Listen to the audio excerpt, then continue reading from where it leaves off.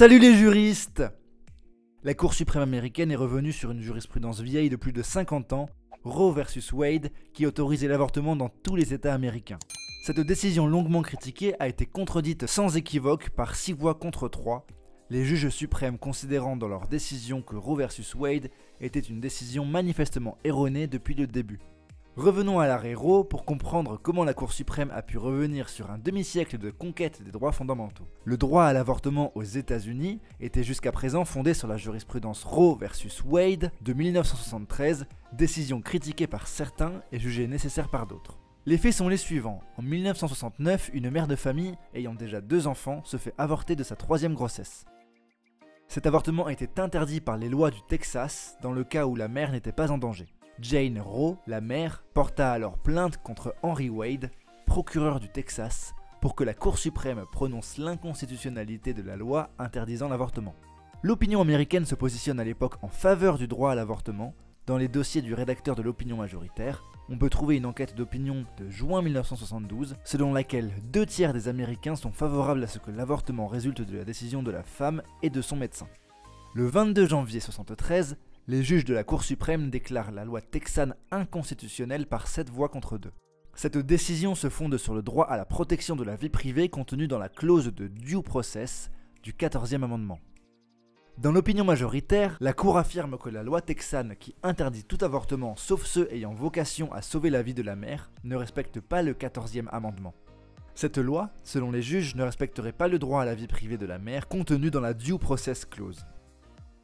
Il est alors identifié un devoir de l'État de protéger la vie prénatale ayant atteint un certain degré de développement.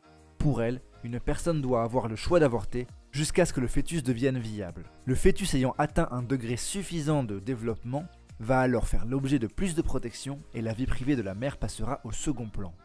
Mais cette décision a fait l'objet de nombreuses critiques par les défenseurs du droit à la vie, à tel point qu'elle est devenue le centre de l'attention des juges suprêmes conservateurs désirant revenir sur cette décision. Aujourd'hui, les juges conservateurs étant en majorité à la Cour, il était prévisible qu'ils s'en prendraient à cette décision. Ce retour en arrière a été permis par l'interprétation très extensive du 14e amendement opérée par les juges de l'époque. Les juges avaient ainsi déduit de la protection de la vie privée contenue dans l'amendement sur le procès équitable une protection du droit de la femme à interrompre sa grossesse. Il est évident que cette protection, bien que nécessaire en 1972, était étrangère aux considérations des rédacteurs du 14e amendement. Anthony Scalia, juge conservateur, dénonçait alors une tendance des juges américains à tordre des textes anciens pour les moderniser et les adapter aux enjeux nouveaux des sociétés en constante évolution.